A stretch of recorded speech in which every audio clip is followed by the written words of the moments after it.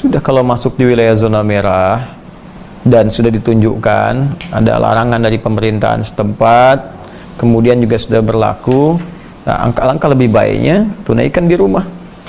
Ya, tidak perlu memaksakan ke masjid. Ya, hadis yang terkait dengan ini? Nabi SAW pernah menyampaikan dalam hadis riwayat sahabat Abu Hurairah radhiyallahu taala anhu, Nabi menyampaikan, "Idza maridal 'abdu aw safar kutiba lahu mithla ma kana 'alaihi muqiman sahiha." Ya, jika seorang hamba sakit atau sedang dalam perjalanan, ya, atau dalam kondisi tidak bisa memungkinkan menunaikan amalan rutinnya karena kondisi tertentu, ya, maka dia mendapatkan pahala yang sama dalam kondisi dia sehat dan mukim, walaupun mengerjakan amalan tidak seperti mulanya. Contoh paling gampang begini, ada orang biasa ke masjid, kaki sakit, gak bisa ke masjid, dipaksakan sulit, ya, sulit sekali.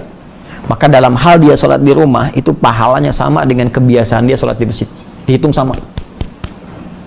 Safar, saya mau ke Bandung, macet luar biasa, lalu saya istirahat di kilometer 57, ya, saya sholat jamak qashar, bahkan zuhur asar disatukan, dua, bahkan nggak sholat sunnah, ya, itu kebiasaan saya tetap dituliskan serupa, pahalanya tetap sempurna, sunnahnya dituliskan karena kebiasaan kita sebelumnya.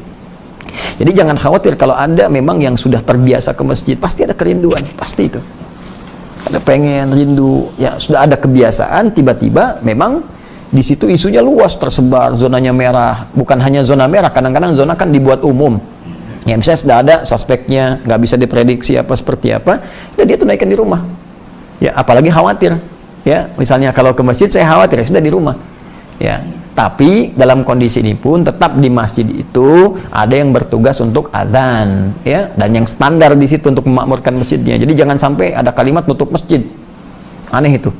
Jadi mohon maaf, jadi jangan sampai ada kalimat yang keliru. Ini saya perhatikan banyak mufti nih saat ini. Jadi semua orang jadi kayak pada jadi mufti ahli fatwa ini. Padahal kan tempatkan pada tempatnya. Jadi bukan menutup masjid, ya, hanya mengalihkan berjamaah ke rumah bagi wilayah yang terdampak. Ya, cuman yang adzan yang tinggal di masjid, ya tetap adzan di situ, imam rawatib di situ yang tinggal.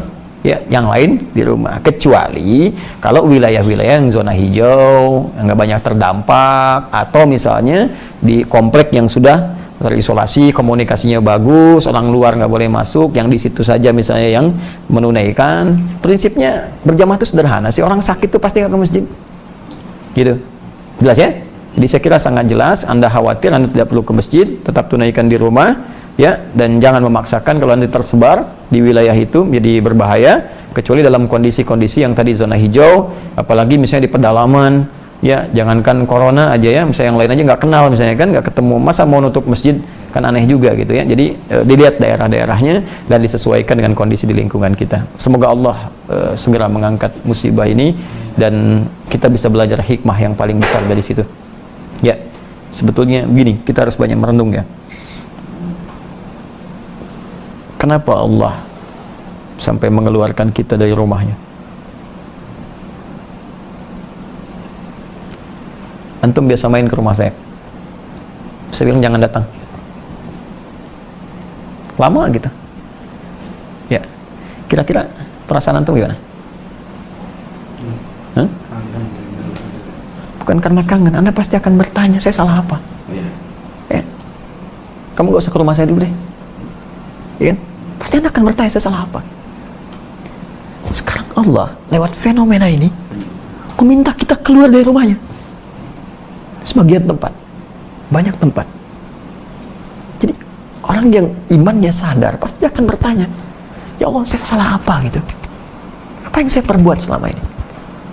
Atau apa yang salah di lingkungan saya? Karena kadang kita nggak salah tapi ada perbuatan lain yang dikerjakan oleh satu orang, yang lain berdampak.